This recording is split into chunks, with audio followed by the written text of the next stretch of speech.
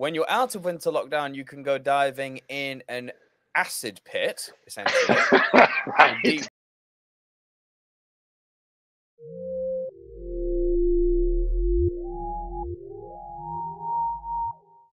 Hello everyone, thank you once again for joining us on the latest edition of our in-depth video series brought to you by myself, Nico Lurot, head of GUE YouTube Productions, and joined as always by the rockstar diving royalty, Mr. Michael Menduno.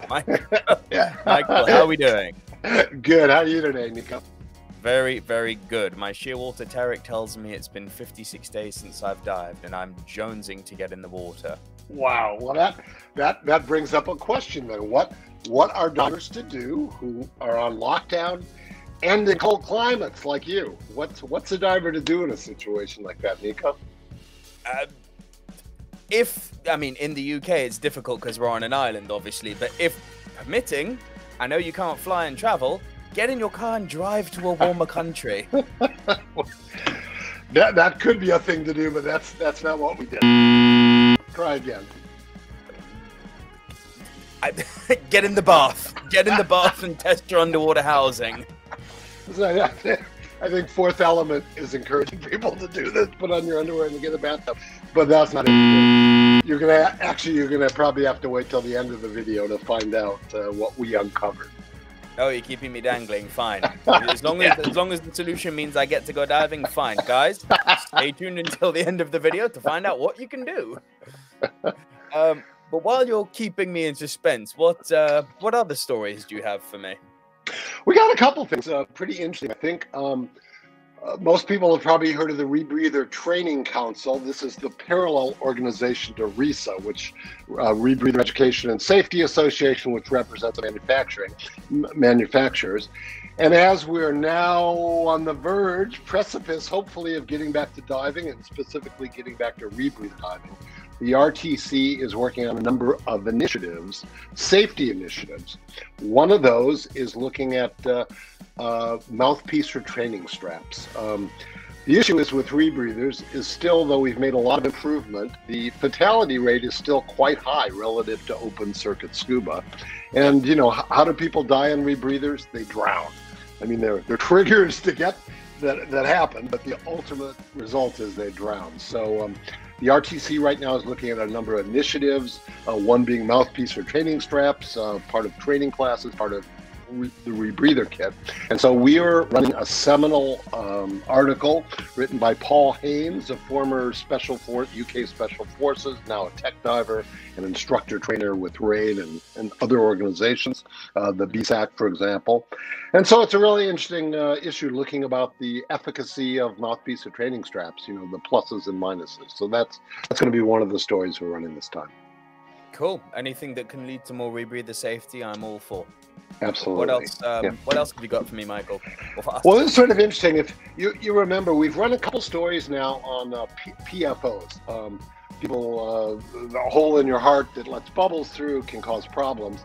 And I personally, I don't know about you, but I know several people who have been diving most of their lives, and only now in their older age are starting to have problems with getting bent on undeserved hits. I mean, on mild dives, but getting skin bends and all. So we went to Doug Ebersol, who's a cardiologist, KISS rebreather instructor. Many people know him.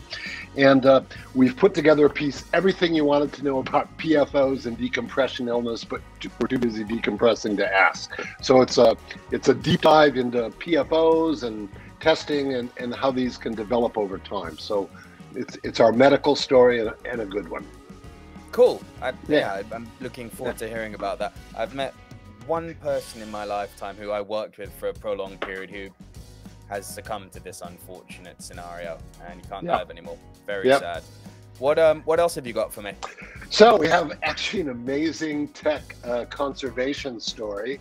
A woman named Not Lesselin, who's a filmmaker and producer. She's a Royal Geographic Society member, Explorers Club member, and she lives in Quebec.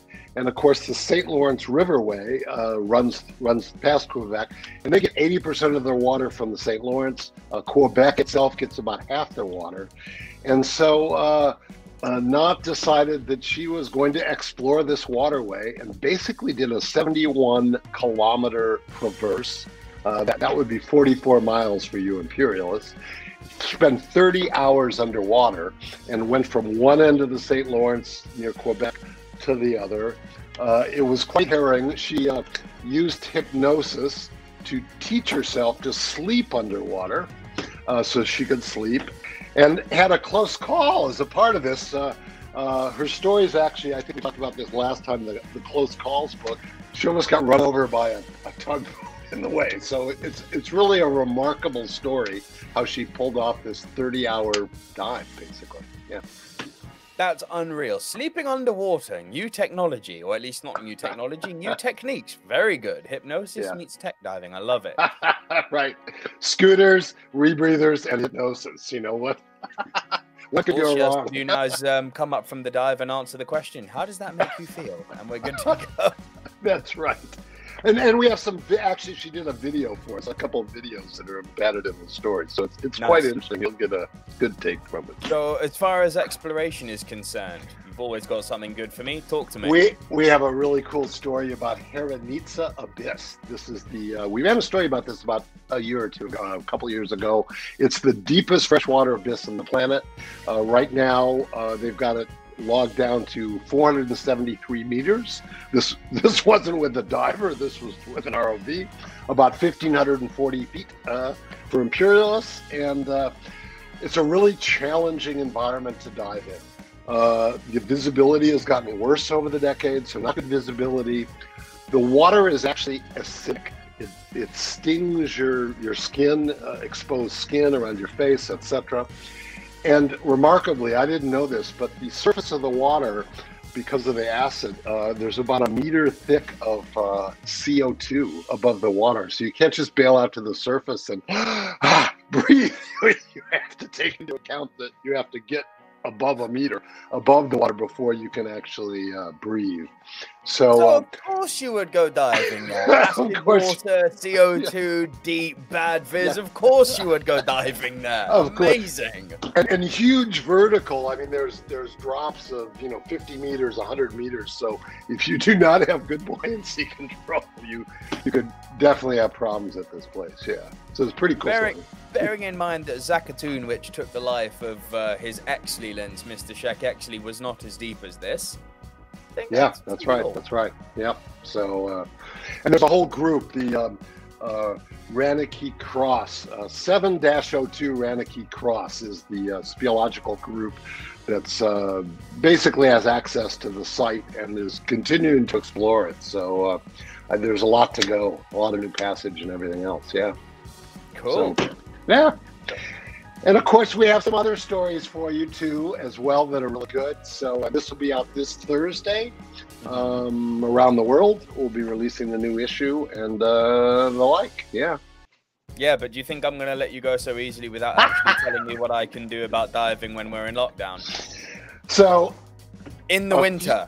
In the winter. So, a few intrepid souls. I've been doing ice diving, and so we have a feature on ice diving. How they spent their winter location is what we call it. Location, I like that. Location, right? And it's quite fun. We've polled communities around the globe in cold climates who are doing ice diving. We have some of our friends.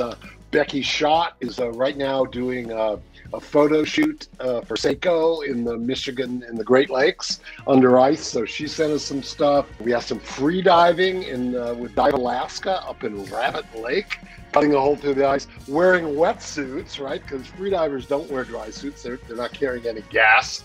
So free diving in there. Dan Europe has just sponsored in Vladivostok the World Ice Diving Games. So that's kind of a fun thing we did. And Fourth Element had sponsored a expedition to Soroto National Park in Japan, and it's to shoot these rare free-swimming sea slugs. I think they're called the Clone lamacina. And so we have some stuff on that as well. So it's a fun feature. We took some artistic license with it to celebrate diving under frozen H2O. So, yeah. in summary, ice diving is what you do when you're in winter lockdown. When you're out of winter lockdown, you can go diving in an acid pit, essentially. Right. Deep one at that. And if you manage to do all that, remember that when you get older, you've still got to worry about a hole in the heart. Wow. Wow. Are we a crazy group or what? Oh my God. I do know, wonder right? sometimes. I Right. do wonder. Oh, yeah. Well, look, it all sounds absolutely fascinating. Michael, just tell the people where they can find all of this goodness and when it comes out, and we'll end it there. Great. So you can point your browser at indepth.blog or GUE.com/blog, and that will take you there. The new issue will be posted on this Thursday, March 4th. And yeah, we have a lot of extra stuff we haven't talked about, so be sure to tune in and check out what we got. Fantastic. And lastly from me, guys, curtailing a little bit into the ice diving story that InDepth are running, that's a little sneak peek as to what the top 10 is going to be this coming month on the YouTube channel. So third Monday of the month, you know where to look out for it, 4 p.m. GMT, or do the time difference wherever you are, but it'll be up ready 4 p.m. GMT, third Monday of the month, top 10 ice dives. Yeah. Yes, we just love cold water diving. I'm sorry. I'm headed for Mexico as soon as I get my vaccines. Yeah. Such a wuss. Michael, look, I'm not going to keep you any longer. Thank you so much for your time, as always. I will speak to you next month. Thank you, Nico.